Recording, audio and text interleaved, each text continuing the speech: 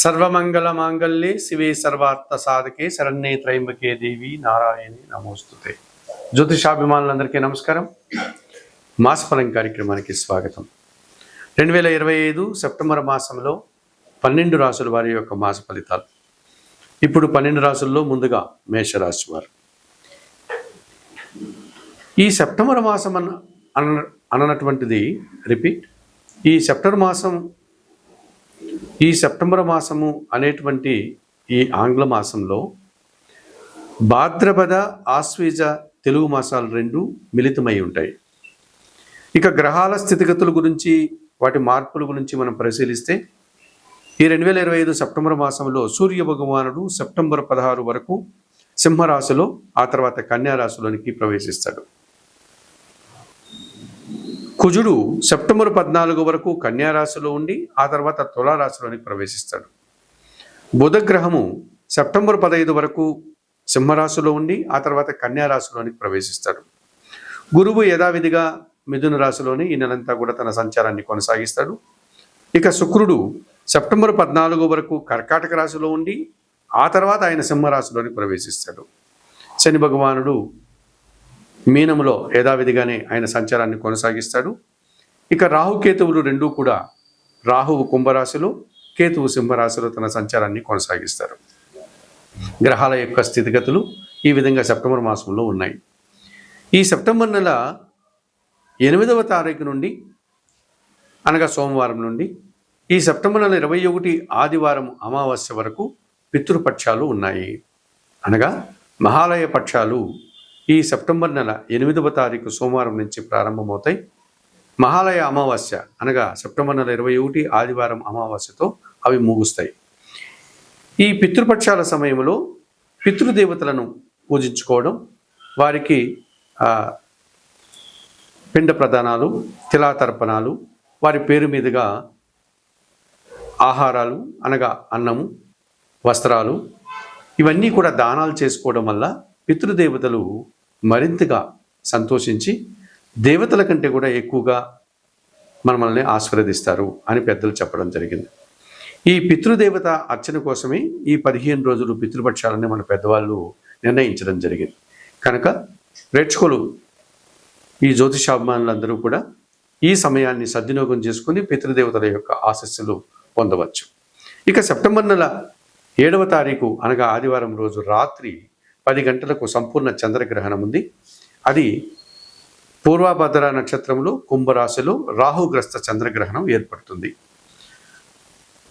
September నెల 7వ తారీఖు ఆదివారం రాత్రి 10 గంటలకు ప్రారంభమయ్యేటువంటి ఈ సంపూర్ణ చంద్రగ్రహణం 8వ తారీఖు అనగా సోమవారం తెల్లవారుజాములో 1 గంట 20 నిమిషములకు ఈ చంద్రగ్రహణం ముగుస్తుంది.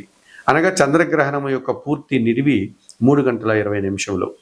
7వ తారీఖు రాత్రి 10 గంటలకు ప్రారంభమై 8వ తారీఖు 1 గంట 20 నిమిషాలకు చంద్రగ్రహణం పూర్తవుతుంది.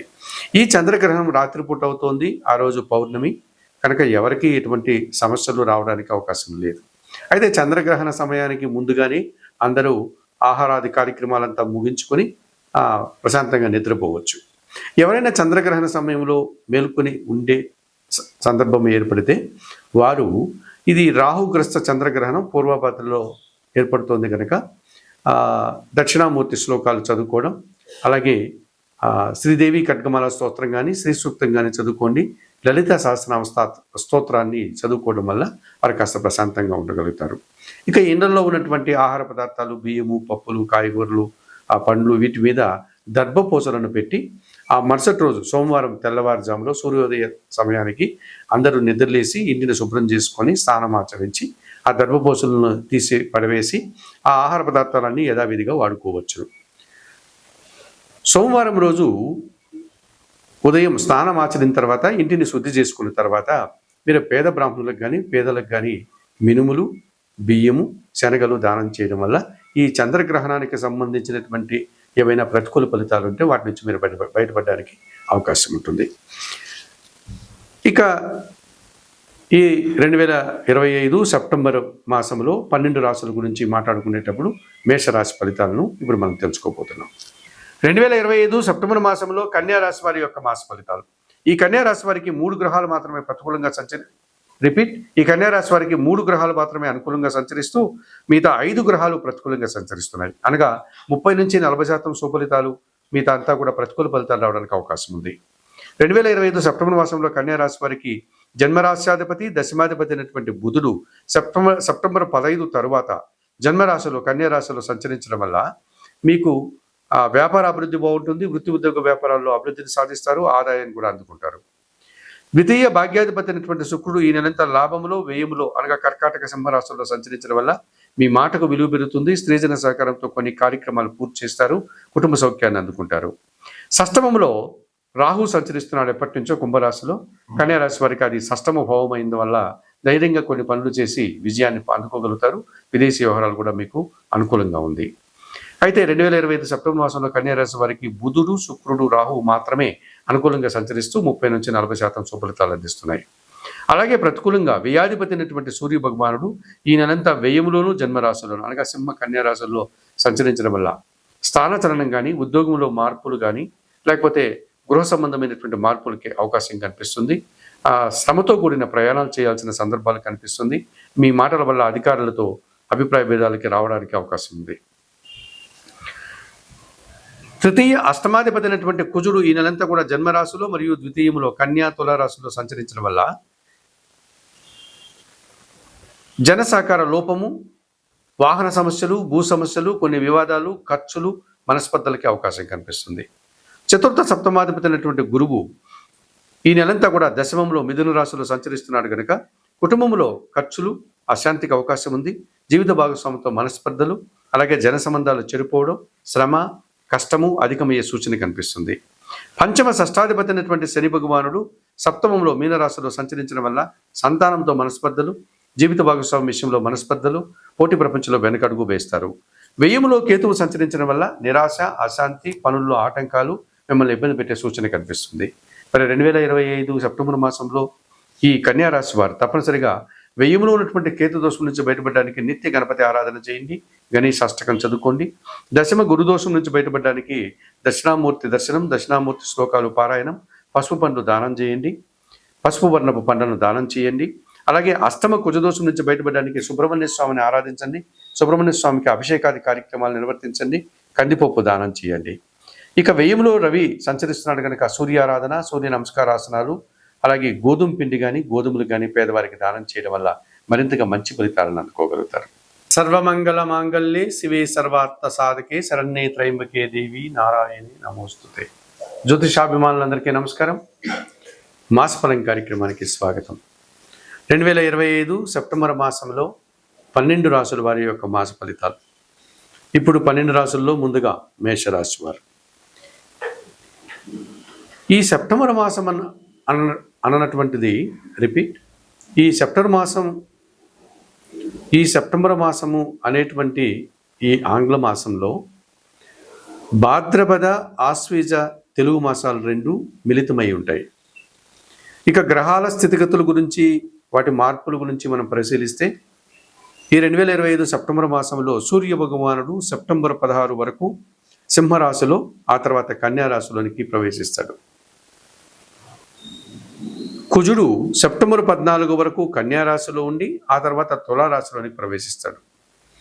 బుధగ్రహము సెప్టెంబర్ 15 వరకు సింహరాశిలో ఉండి ఆ తర్వాత కన్యా రాశిలోనికి ప్రవేశిస్తాడు.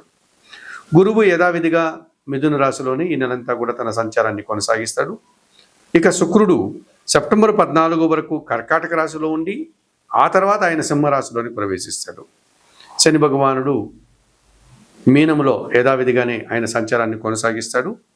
ఇక రాహుకేతువులు 2 కూడా, రాహువు కుంభరాశిలో, కేతువు సింహరాశిలో తన సంచారాన్ని కొనసాగిస్తారు. గ్రహాల యొక్క స్థితిగతులు ఈ విధంగా సెప్టెంబర్ మాసంలో ఉన్నాయి. ఈ సెప్టెంబర్ నెల 8వ తారీఖు నుండి అనగా సోమవారం నుండి ఈ సెప్టెంబర్ నెల 21 ఆదివారం అమావాస్య వరకు పితృపక్షాలు ఉన్నాయి. అనగా మహాలయ పక్షాలు ఈ సెప్టెంబర్ నెల 8వ తారీఖు సోమవారం నుంచి ప్రారంభమవుతాయి. మహాలయ అమావాస్య అనగా సెప్టెంబర్ నెల 21 ఆదివారం అమావాస్యతో అవి ముగుస్తాయి. ఈ పితృపక్షాల సమయంలో పితృదేవతలను పూజించుకోవడం, వారికి పిండ ప్రదానాలు, తిలాతర్పణాలు, వారి పేరు మీదుగా ఆహారాలు అనగా అన్నము, వస్త్రాలు ఇవన్నీ కూడా దానాలు చేసుకోవడం వల్ల పితృదేవతలు మరింతగా సంతోషించి దేవతల కంటే కూడా ఎక్కువగా మనల్ని ఆశీర్వదిస్తారు అని పెద్దలు చెప్పడం జరిగింది. ఈ పితృదేవత అర్చన కోసమే ఈ 15 రోజులు పితృపక్షాలని మన పెద్దవాళ్ళు నిర్ణయించడం జరిగింది. కనుక ప్రేక్షకులు ఈ జ్యోతిషాభిమానులందరూ కూడా ఈ సమయాన్ని సద్వినియోగం చేసుకుని పితృదేవతల యొక్క ఆశీస్సులు పొందవచ్చు. ఇక సెప్టెంబర్ నెల 7వ తారీఖు అనగా ఆదివారం రోజు రాత్రి 10 గంటలకు సంపూర్ణ చంద్రగ్రహణం ఉంది.